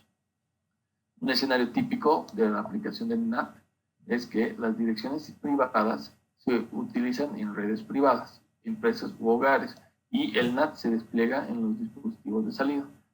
Para el tráfico de una red interna a una red externa, NAT traduce las direcciones de origen de los paquetes de datos en direcciones IP públicas específicas. Para el tráfico de una red externa a una red interna, NAT traduce las direcciones de destino de los paquetes de datos. NAT más privado, más private, las direcciones conservan eficazmente las direcciones IPv4 públicas, ¿no? Entonces, como pueden ver, aquí en la puntero, tenemos una red privada que utiliza el segmento de IP 192.168.1.10, ¿no? Y que trata de llegar a la 201.2.3, que es el servidor web. Posteriormente, pasa a través de un equipo NAT, donde traduce este segmento 192.168.1 a una IP pública de salida 122.1.2.1. Y estas dos IPs ya charlan entre sí porque ambas son públicas. Y cuando llega al servidor, el servidor retorna con una IP de origen 10.1.2.3, su IP, con un destino 192.1.2.1. Y ya sabe que va a llegar a este router, ¿no? Y este router, a su vez, detecta el paquete en su tabla de NAT y dice, ok, este paquete que vino de la 200.1.2.3 tiene que ir con destino a la 192.168.1.10, ¿no? Entonces, de esa forma es esa traducción. Y todas las PCs en este segmento, ¿no? Ya sea la 10, la 11, la 12, la 13, la 14, salen a través de esta única IP 122.1.2.1, ¿no? Entonces, esa es la metodología de traducción, ¿no? ¿Qué es una NAT estática? La implementación estática de NAT, ¿no? Una NAT estática. Una dirección IP privada se puede asignar a una dirección IP pública fija, ¿no? El acceso bidireccional, ¿no? Cuando un host interno con una dirección IP privada accede a Internet. El dispositivo NAT de salida convierte la dirección IP privada en una dirección IP pública. Semejante cuando un dispositivo de red externo envía paquetes para acceder a una red interna. El dispositivo NAT traduce la dirección pública, que es la dirección de destino, transportada en los paquetes de la dirección pública, de la dirección privada. Entonces, una NAT estática traduce de una IP privada a una IP pública, ¿no? De una a una, básicamente. Luego, un ejemplo de NAT estática es cuando primero la IP de origen, que es esta de 132.168.1.1, quiere acceder a este servidor 201.2.3. Luego, después de que pasa por el enrutador de NATeo, se cambia la dirección de origen a 132.1.2.1, ¿cierto? Y la dirección de destino es la del servidor. La dirección de origen de 132.168.1.1 se traduce en 122.1.2.1, ¿no? En la pública, para acceder al acceso a Internet. La dirección IP de destino 192.1.2.1 del paquete devuelto a Internet se traduce a 192.168.1.1, ¿no? Al retorno, NAT, este mismo equipo, retorna y retraduce, ¿no? Otro ejemplo es cuando un host externo quiere ingresar a la red privada. Entonces, decimos que este host externo envía cuando el host externo envía un paquete para acceder proactivamente a la 122.1.2.3, la dirección de destino del paquete se traduce en la 122.168.1.3 por el dispositivo de egreso a través del NAT. La dirección IP de origen del paquete enviado desde el 122.168.1.3 se traduce al revés, ¿no? 122.1.2.3 por NAT cuando el paquete pasa a través del dispositivo de salida. Hace lo mismo, ¿no? Es bidireccional. ¿Cómo se configura una NAT estática? ¿No? En la interfase donde queremos de salida, por ejemplo, esta, digamos, lo puedo decir, gigabit 000, NAT Static Global, ¿no? Donde global se utiliza para la configuración de una dirección IP pública externa. Inside se utiliza para la dirección de una IP privada, ¿no? Ponemos la externa, perdón, la IP pública y la IP privada, ¿no? Otro método es que se utiliza el mismo comando, NAT Static Global, ¿no? El formato de comando en la vista del sistema es el mismo que la interfaz. Después de esta configuración, habilita el NAT estático en una interfaz específica, ¿no? Mismo. O sea, esto, el método 1 es en la interfaz, el método 2 es en la vista del sistema, ¿no? Y luego en la interfase podemos especificar el comando NAT Static Enable para decir que esta interfase está habilitada para esa estática. Un ejemplo de configuración para NAT estática en esta topología que vemos aquí arriba es que en la interfaz Gigabit 001, que es esta, la interfaz de salida hacia Internet, tenemos que la dirección IP es la dirección pública, ¿no? Y 132.1.2.1 más 24. Entonces, se aplica lo que es la configuración de NAT global estático, ¿no es cierto? En realidad esto es NAT static global. Aquí hay una falla de traducción y disculpas. Es NAT static global 122.1.2.1 inside 192.168.1.1, ¿no? Entonces se aplican los tres segmentos, las tres IPs de los tres usuarios, ¿no es cierto?, a diferentes IPs públicas, ¿no? Uno a uno. Posteriormente, vemos lo que es la NAT dinámica, ¿no? Entonces vemos que NAT dinámica, una dirección IP privada se asigna a una dirección IP pública en un grupo de direcciones NAT, que contiene un grupo de direcciones IP públicas. El NAT estático asigna estrictamente las direcciones en el modo 1 a 1, ¿no? Ahí no podemos ahorrar IPs, ¿no es cierto?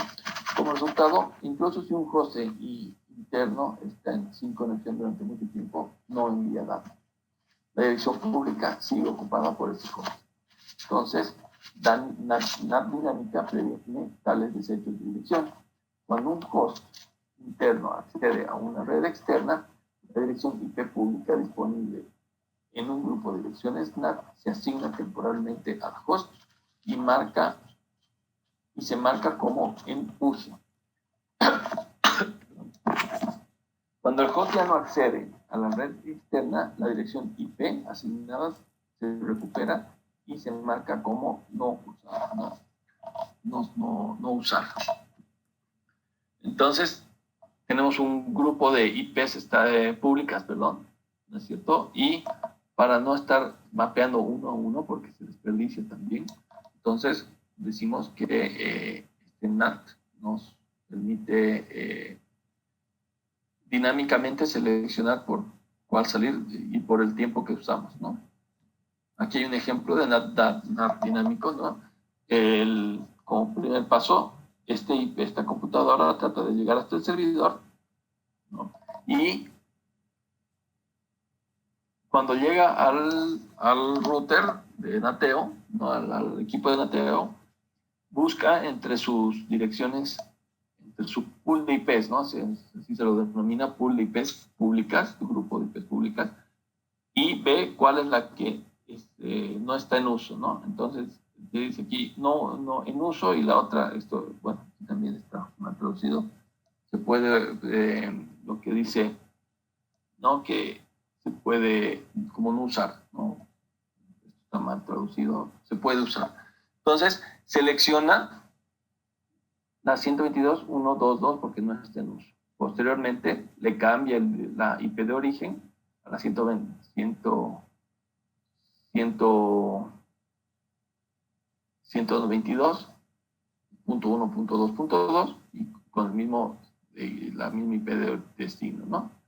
Entonces, cuando pasa esto, cuando selecciona, se genera una tabla de asignación NAT temporal, donde mapea, ¿no? Dice las 192.168.1.2 la estoy relacionando con la 122.1.2.2, ¿no es cierto? Entonces, cuando hay tráfico de vuelta, ¿no es cierto? Esta es la ida. Cuando hay tráfico de vuelta, el servidor, para responder al requerimiento del host, manda un paquete con la 200.1.2.3 con su IP de origen y a destino la 122.1.2.2, que es la que NAT ha seleccionado, ¿no? Entonces, busca en la tabla de asignaciones NAT la dirección IP privada deseada basada en la dirección IP pública y traduce la dirección IP de destino del paquete de datos IP en la dirección privada, ¿no? Entonces, me estás mandando a esta dirección, yo tengo que traducirla a esta, ¿no? Y básicamente le llega, lo manda al host. Esa es la forma como trabaja el NAT dinámico. Y una vez que termine esa sesión, vuelve el estado de la IP pública en estado disponible, ¿no?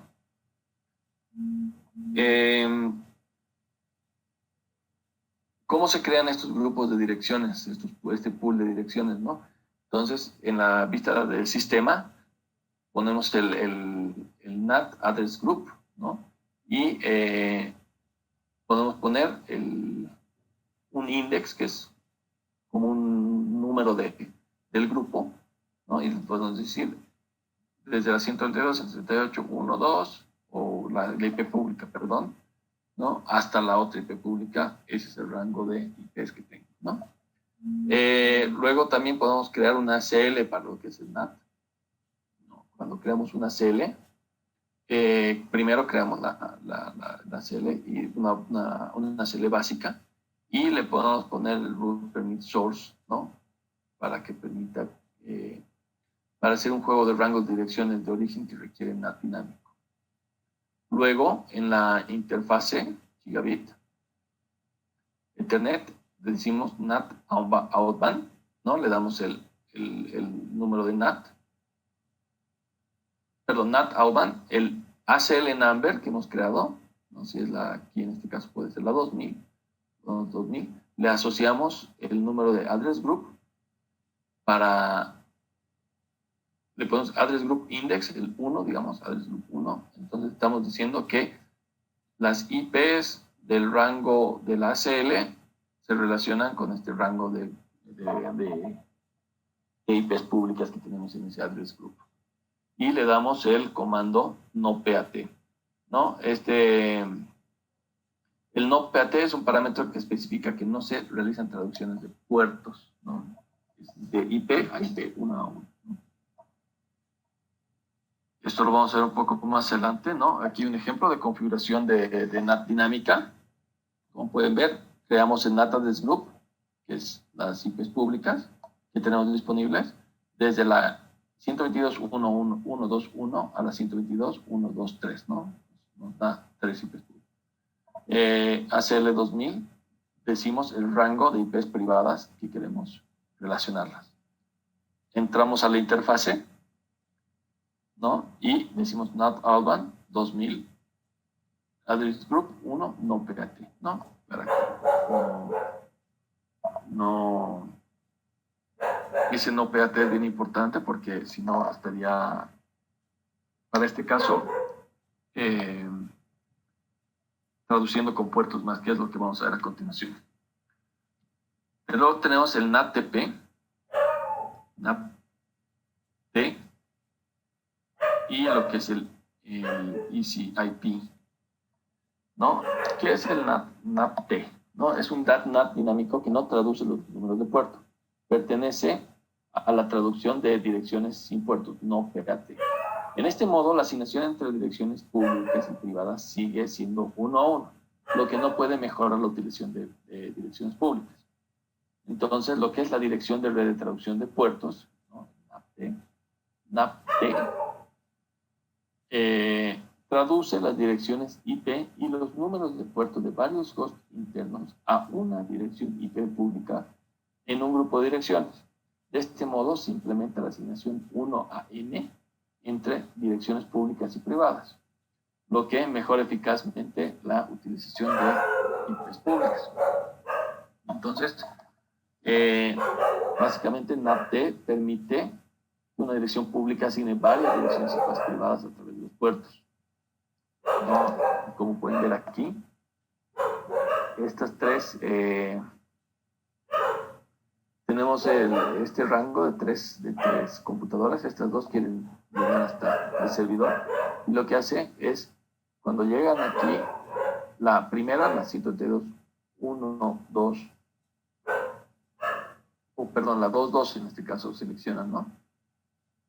Asigna un puerto a la 1.1, la 10.3.21, otro puerto a la 1.2, a la 132.168.1.2, que es el 17.087, y las enruta, perdón, las traduce, no está mal dicho en ruta, las traduce a la misma IP, que es la 122.1.2.2, con igual diferentes puertos, 10.25, 10.26. Entonces, estos dos están ingresando a la red por una sola IP. Entonces, ¿cuál es un ejemplo aquí? Lo que les explicaba, ¿no?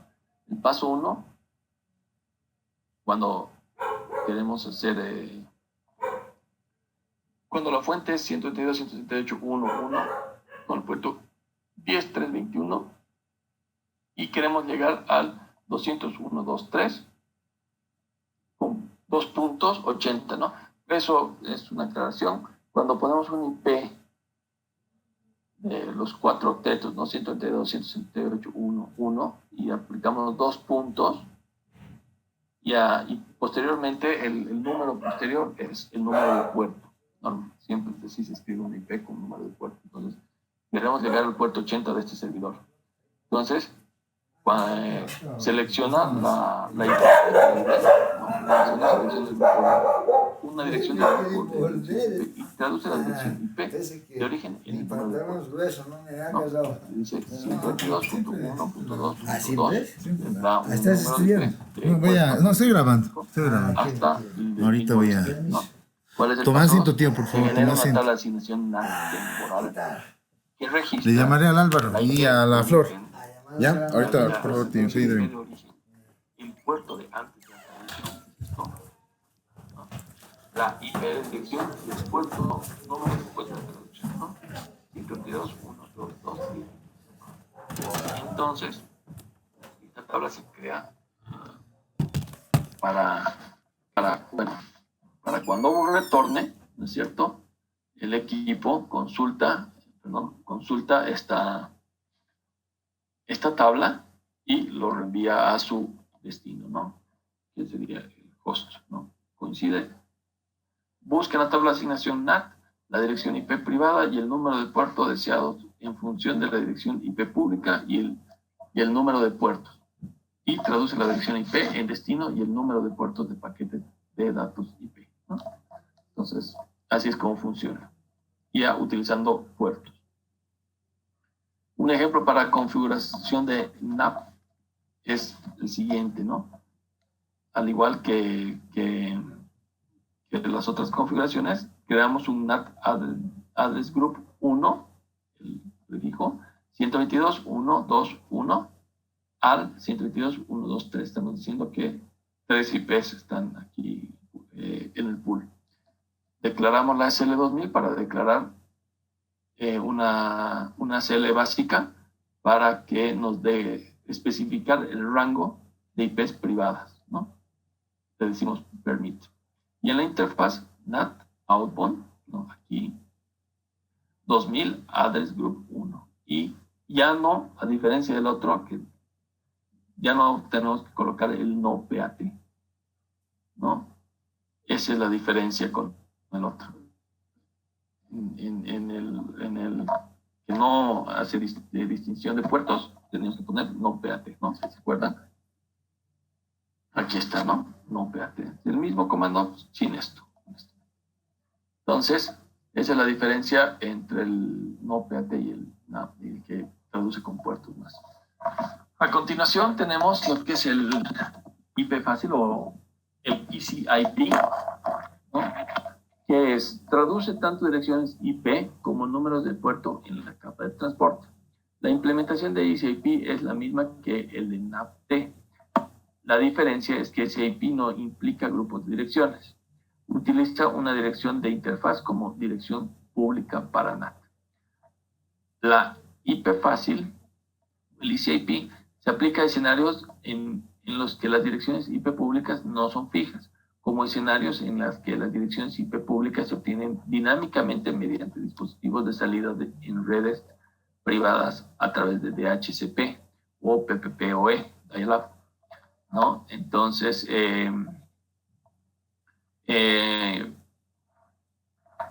muchas veces estas IPs privadas no son fijas, ¿no es cierto? Son entregadas dinámicamente por un servidor DHCP y necesitamos, entonces, si nosotros especificamos el pool de IPs ya, y por algún motivo hay una desconexión o tal vez la IP envejece y nos asignan otra, entonces ya esa configuración no nos va a servir. Entonces, por lo tanto, el ECIP nos ayuda. ¿Cómo? Bueno, por eso se llama ECIP, porque es mucho más sencilla la configuración. Aplicamos la misma configuración que hemos hecho para el anterior caso, ¿no? Especificamos una CL, ¿no? Un Rule 5, donde definamos las IPs privadas, y directamente en la interfaz Gigabit 001, que normalmente está configurada con una IP pública, ya sea dinámicamente o no, le decimos NAT Outbound 2000. Entonces, la IP que reciba esta interfase va a ser su IP pública de salida para todo lo que está asociado a la ACL 2000 en este caso, ¿no? Esta configuración es la más usada normalmente, así que es bueno conocerla bien y es más sencilla. Posteriormente, lo que el servidor NAT, el servidor NAT de Nateo asigna un servidor interno a la red pública a través de una asignación 1 a 1 entre una pública IP address, una IP pública y un número de puerto. Y una IP pública, perdón, una IP privada y con su número de puerto, ¿no? Esta función se utiliza cuando el servidor interno necesita proporcionar servicios para la red pública.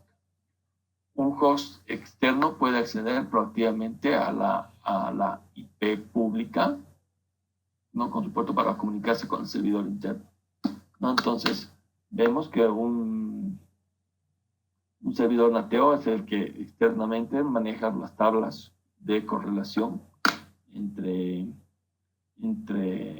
las IPs privadas y las IPs públicas, ¿no? La tabla de mapeo, básicamente. Aquí hay un ejemplo de servidor NAT, ¿no? Entonces decimos que este equipo de la derecha, 201.2.3, quiere comunicarse con el servidor web 192.168.1.10, ¿no? Con números de puertos, ¿no? Tiene el puerto 47.8.19 y el otro, el puerto 1.80, ¿no? Primero manda la dirección IP a la pública, ¿no? Porque es la que conoce. En el servidor NAT, ¿qué es lo que hace? Busca en la tabla de nateos la dirección privada deseada el número de puerto, según la dirección pública y su número de puerto, y traduce la dirección de destino con su número de puerto y el paquete de datos IP a la dirección privada con su número de puertos, ¿no es cierto? Hace la traducción que hemos visto y lo reenvía, ¿no? Y a su vuelta pasa la función inversa, ¿no es cierto? Traduce inversamente la IP de origen con su número de puerto a la IP basado en el número de tabla de asignación. Entonces, básicamente hace lo mismo, pero externamente. Para la configuración de un servidor NAT, no sé, tenemos que decir, ¿no es cierto? En la interfase de salida, ¿no? 192.1.2.1, decimos NAT Server Protocol, le damos TCP Global, le damos la IP pública, www.inside 192.168.1.10, que es el servidor, puerto 8080. Entonces le va a preguntar al servidor cuáles las tablas que quiere, ¿no? Entonces, esa es la forma de hacerlo con un servidor externo. Entonces, llegando a la finalización de esta clase, tenemos el quiz de esta parte de NAT, de este tópico, donde qué tipos de NAT pueden permitir que los dispositivos externos accedan prácticamente a un servidor interno. Entonces, en este caso, la NAT estática y la NAT estática del servidor implementa la comunicación bidireccional, lo que significa que los dispositivos externos pueden acceder a un servidor interno. NAT Server está diseñado para permitir que los dispositivos externos accedan proactivamente a un servidor interno, ¿no? Entonces, NAT estático y NAT estático de servidor. Para la segunda pregunta, ¿cuáles son las ventajas de NAT-T sobre no PAT?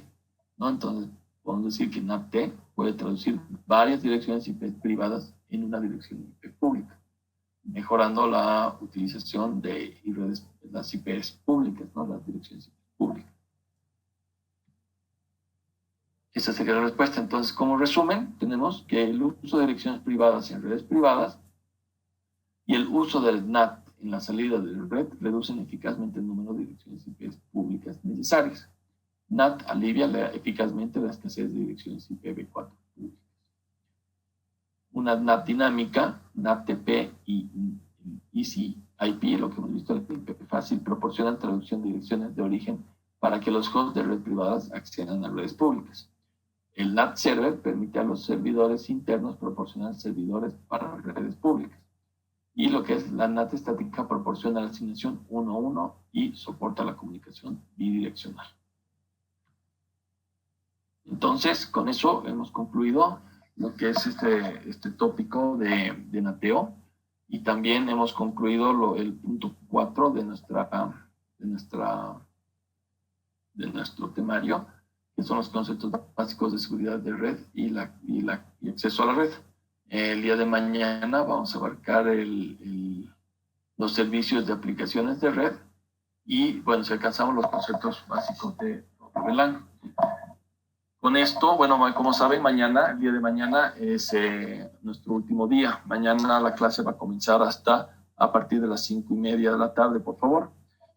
Y, bueno, como pueden ver, nos va a faltar material. No hemos podido terminar todo, pese a que hemos tratado de correr y cortar un poco las clases. Los temas pendientes, estos los van a poder estudiar ustedes en el documento que seguramente ya se han descargado, en el link que les he dejado, no en la plataforma. En este documento está la información completa y con algunas explicaciones, ¿no? Está en español, que seguramente van a encontrar algunos problemas de traducción, porque normalmente este tipo de cursos se los da en inglés. Bueno, por lo menos se los explica con diapositivas en inglés, porque, bueno, normalmente todos los cursos son en inglés, ¿no es cierto? Los exámenes, etcétera, ¿no? Pero nosotros hemos hecho ese trabajo de poder hacer una traducción, y muchas veces esta traducción no ha salido muy aceptada, ¿no? Entonces, bueno, pero no es muy difícil tampoco poder darse cuenta de qué es lo que, donde hay este tipo de fallas. Por lo tanto, yo les pido, ¿no?, que estudien ese material para los siguientes puntos. Ya no es mucho lo que nos queda, pero bueno, hemos abarcado lo más importante, que son los protocolos de capa 2 y de capa 3, ¿no? Y ahora son los valores agregados. Y mañana vamos a continuar con lo que es servicios de aplicación de red y lo que es la descripción general de las redes inalámbricas. Y bueno, con eso, ojalá hubiéramos tenido un poquito más de tiempo para poder terminar las clases, pero tengo plena confianza de que con el material que les estoy dejando que les están en el link, ¿no es cierto? Van a poder ustedes defenderse plenamente en el examen.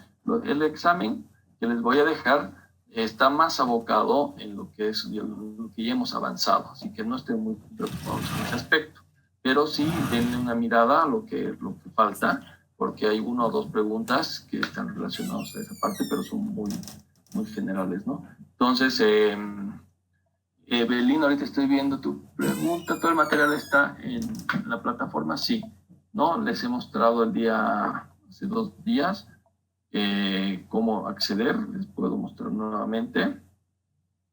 Rapidito. Oh, perdonen, un segundito. ¿Dónde estás? Ya pueden ver mi pantalla, ¿no? En el curso de IP que estamos, al final está este contenido de clase IP, ¿no?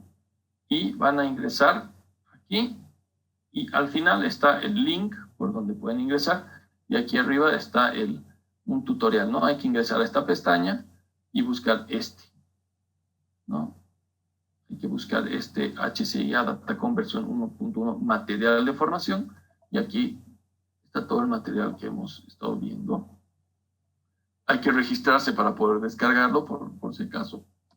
Y yo les recomiendo nuevamente que utilicen este portal también como referencia, ya que pueden aquí tal vez conseguir un voucher para certificaciones, ya es de Huawei como tal, ¿verdad? Entonces, eso sería todo por el día de hoy. Nuevamente mis disculpas por la hora. Y mañana estaríamos viéndonos a las 5:30 de la tarde, por favor. Ya mi colega Cristian les va a mandar el link para el día de mañana. Muchas gracias a todos por su atención y que tengan una muy buena noche y descansen.